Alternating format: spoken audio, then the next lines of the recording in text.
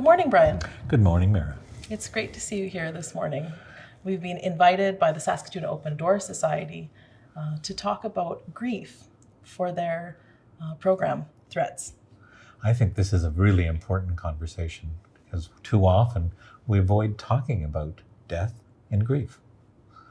It's an inherently fascinating topic, though, and something that can really inform our approach to life and something that touches all of us in different ways. Absolutely. I think it's really important that we get into this conversation.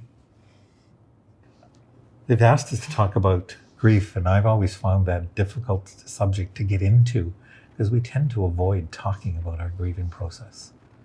Absolutely. I think it's something that people will talk to with their psychologist or their therapist only when it becomes kind of problematic. And yet grieving is so normal. It's what we all go through. We're all going to face it. I think most of us have gone through some stages of grief in our life. As young people, we often lose our grandparents, maybe friends as we get older. We see a lot of loss as humans. It's a very natural process to go through. Did you notice how I reacted when you said stage? How you reacted? Yeah. Is that a key word? It's a key word for me, okay? Because I think that's one of the myths about grieving, is that people go through a series of stages. As if grief is just like a step 1, step 2, step 3. You know? And I think that was, I think as professionals, we sometimes have brought that about. Professional writers have talked about stages of grief. I think most people are familiar with Kubler-Ross. And yet what I know, and I think that everyone experiences, is that it is a very individual process. Is there anything we know about grief, though, that that there's actually steps that we need to go through? Like, is there any accuracy to what she said? There's got to be a reason why it's become such a popular conception. Is it just that we want to systematize things and we want to approach it maybe with a achievement metric that we can at some point have success and we're finished with grief? I think that that's part of it, is that we would like to know that there's a beginning and there's an end to the whole process. And I think that what we know, and I think that what people experience, is that it's a process that is often guided by our cultural background. So the cultures we come from actually inform how we understand loss and how we act in the face of loss? Well, culture gives us meaning. Do you know what I'm saying there? It guides us on how we should act. In North America, our most predominant culture is likely Christian, okay? And so we have various kinds of guideposts that say, well, this is what you should do. And yet, I don't know. If you think about an experience you've gone through, it's more individual, isn't it? What your experiences were with grief? That's right. But I wanted to go back to what we were talking about before, about the structure, the kind of system of going through grief, because I see that in a lot of different cultures. There are rituals, and rituals are inherently structured. And when we see processes of grief and reverence then for the deceased, it's often very structured. We see grieving periods of a certain set number of days in many different religions and cultures, a 10-day period or a 13-day period in Hinduism. Sometimes even that grieving process will have different stages where you have to observe more restrictions at the beginning, and then there's a gradual loosening of restrictions as you go to like the 1 year sort of anniversary mark of the death.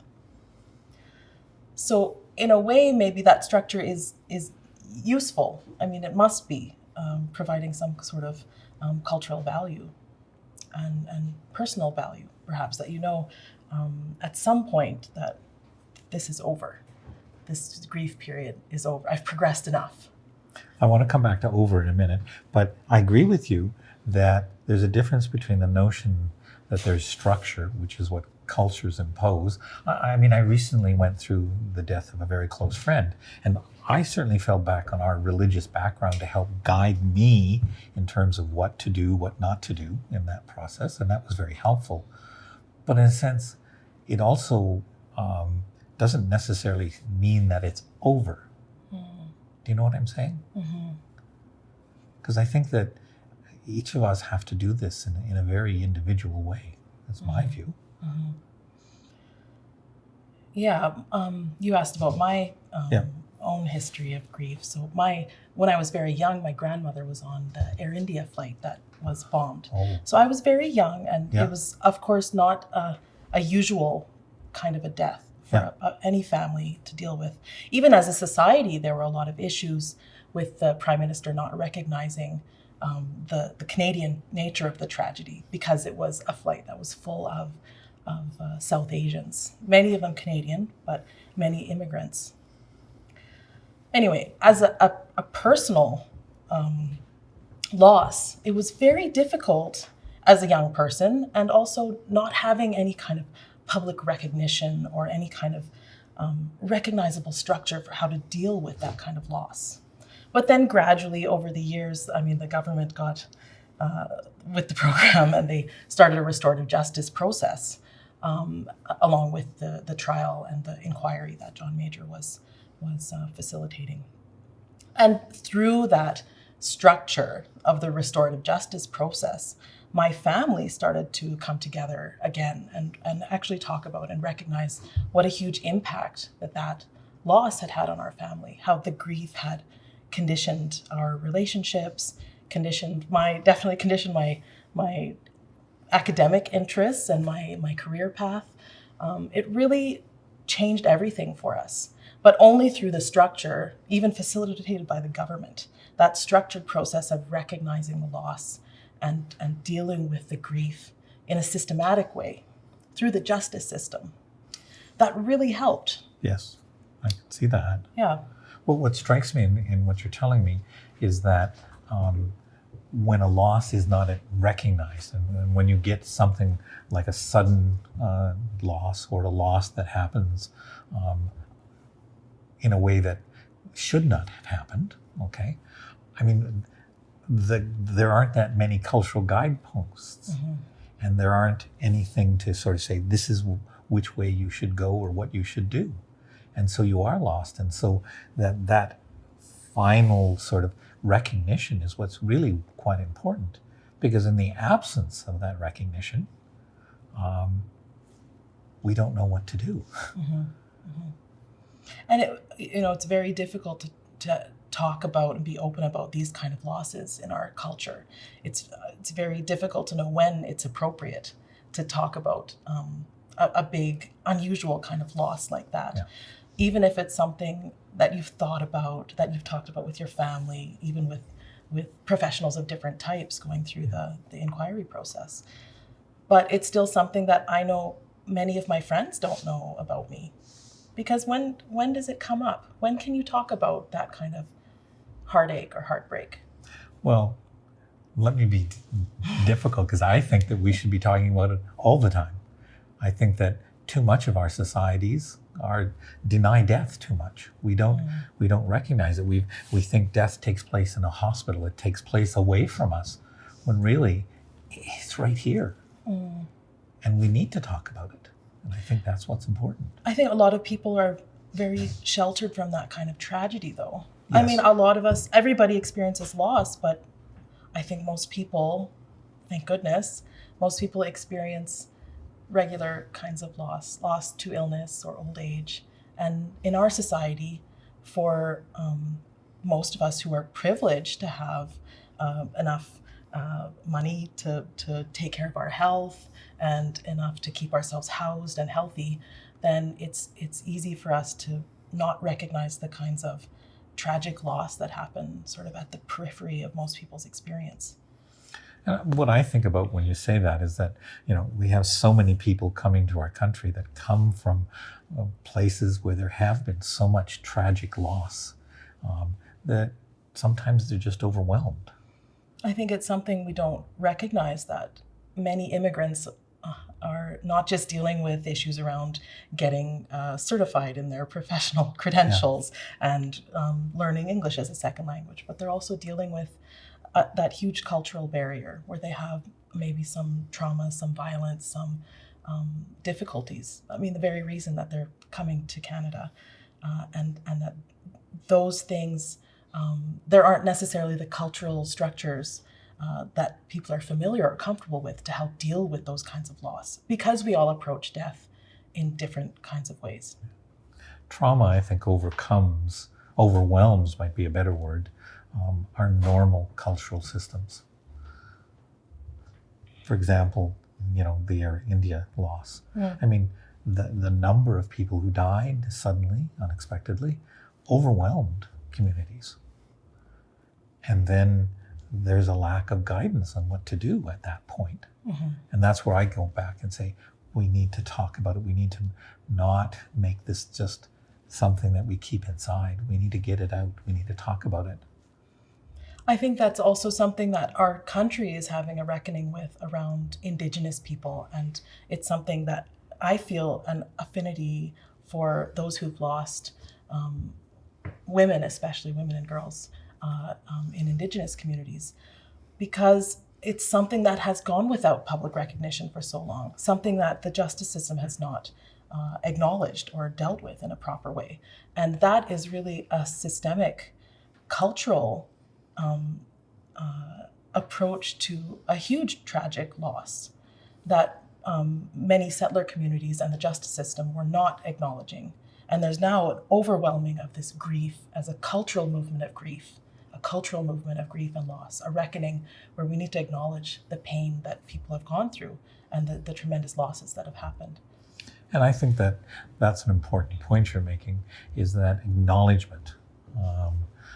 Too often we think of this, well, we have to accept things. And I don't like that idea of accept. Acknowledgement is where we begin, okay? Acceptance is like we need to put it away somehow. Mm. And I think that particularly when it comes to Indigenous cultures, the accumulated loss over generations is overwhelming for them. And again, I come back to that need to talk about that, to put it out there and be acknowledged as your loss was acknowledged legally. Mm-hmm. Of course, there are always parts of grief that can't be vocalized, right? And I think that's where many cultures, with their approaches to ritual actions, really have something valuable. I think we see it in rituals around the preparation of the corpse. Yes. That is often traditionally done by family members, yeah, or at least viewed by family members. And that kind of silent gestures of appreciation, of recognition, even in the silence, but being at the same time public as a group ritual. There's something very valuable in that. I agree. I think that one of the things that's lost in, if I might overgeneralize the North American culture, is that we don't have the kinds of rituals that other cultures have.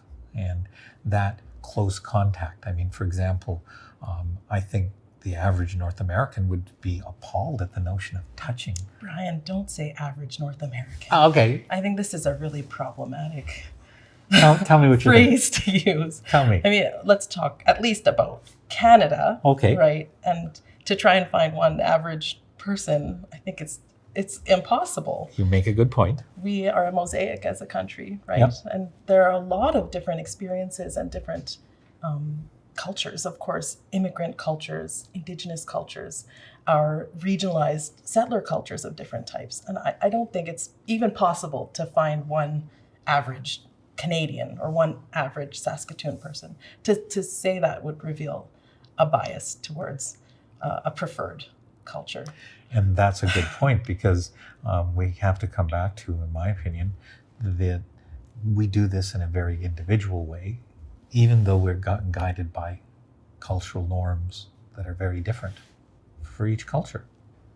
I think there are ways that we can move through this life into the next one that are positive, and we can make a positive impact on people around us. And when tragedy happens and it leads to people choosing different careers and different roles, again, it adds meaning to the life that was lived. That's right. Yeah, it's a really nice way of looking at it. It does add a sense of increased meaning, sort of heightened meaning, that just to be alive is a precious gift. Even if you've been touched by tragedy, maybe especially if tragedy has come so close, then you can really feel a sense of the joy of being alive, the preciousness of being alive. That seems like a good ending. Thank you, Brian. Thank you. It's a wonderful talk. Good talking.